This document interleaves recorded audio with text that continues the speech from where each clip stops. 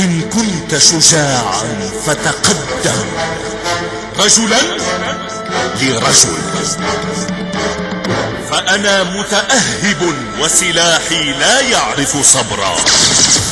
إن كنت شجاعا فتقدم لأحيلك عبرة من يطغى وأذيقك طعم جهنم. أي قناة فيها إنصاف أنا معك، حلو، ومستعد أطلع فيها. مستعد تطلع فيها أبدا، حتى لو المناظرة، حتى أي شيء، أي شيء، بس شيء إنصاف وعلم وأدب ورقي أنا مستعد.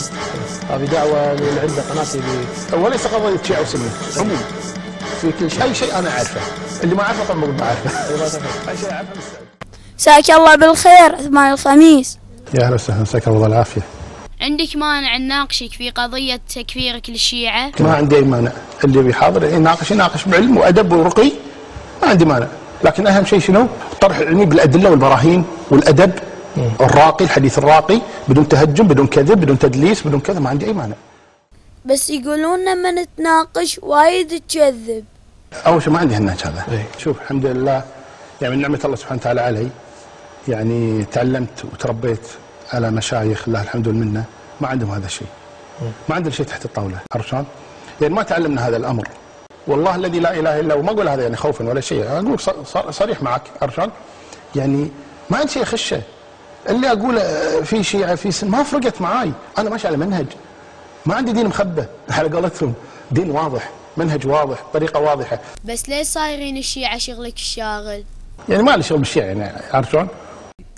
بس عندك محاضرات وأشرطة تدل على اهتمامك بالشيعة. أحيانا نعم بين فترة وأخرى أنا أخرج شريط أو أتكلم بكلام عن موضوع الشيعة، أدعوهم إلى الله تبارك وتعالى، أنا أجد أن هذا أمر واجب علي، لكن قضية تخصص أو شغلي الشاغل هذا كان أبدا غير صحيح. إنزين إيش تبي في الشيعة؟ أنا نصوح، أبي لهم الخير. تبي لهم الخير وأنت مكفر علمائهم؟ هذا كذب، لا يمكن. لا شوف يعني عفوا، يعني شنو يكفر الشيعة؟ يعني الله يقطهم بالنار. يعني أنا كان عندي مناظرة في المستقلة اللي قلتها تو قبل قليل، كانت عندي مناظرة في المستقلة وسئلت هذا السؤال، هل تكفر الشيعة؟ قلت لا أكفر الشيعة. إنزين نثبت النقطة الأولى، إن عثمان الخميس لا يكفر الشيعة وعلمائهم. إنزين عثمان الخميس شو اللي يمنعك عن تكفير الشيعة؟ يعني يكفي قول النبي صلى الله عليه وسلم من قال لأخيه يا كافر ولم يكن كذلك إلا حارت عليه. قضية خطيرة جدا، يعني ترجع عليه الكلمة، يعني أنه يتهم نفسه بالكفر، يعني يعلن لله تبارك وتعالى أنه كافر والعياذ بالله. إنزين يا عثمان من له حق التكفير؟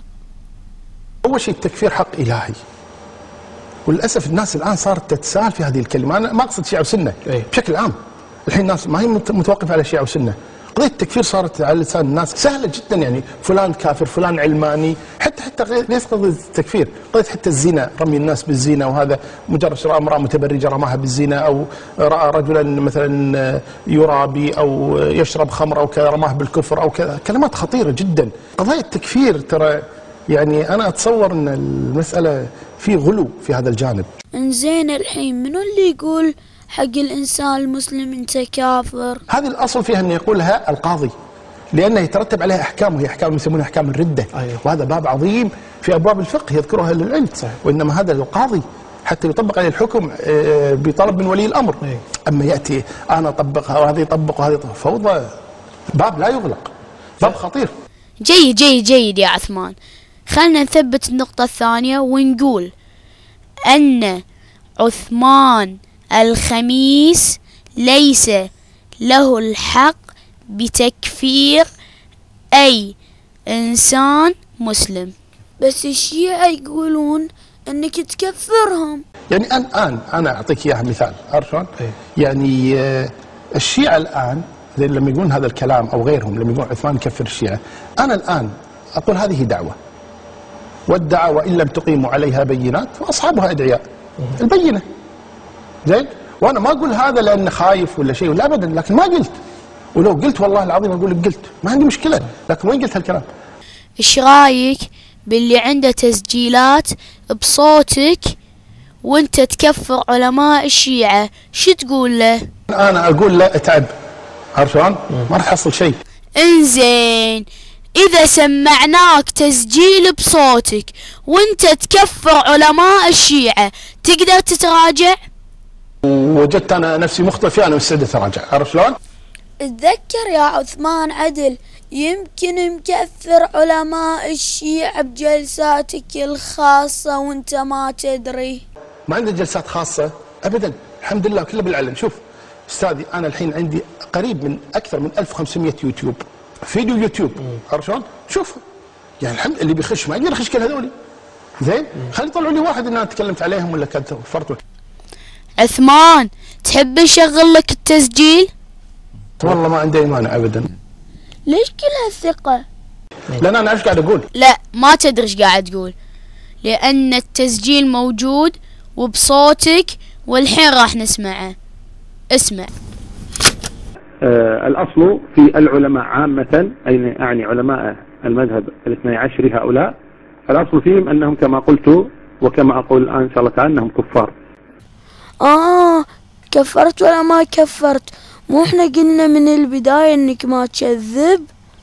بس قول لنا منو هذيل العلماء؟ العالم هو العالم الذي يشار إليه البناء إنه عالم، ولا نقصد بالعلماء من لبس عمامة، لأن ليس كل من لبس العمامة يقال له عالم.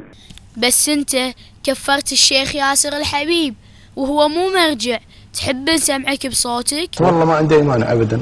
تفضل اسمع التسجيل.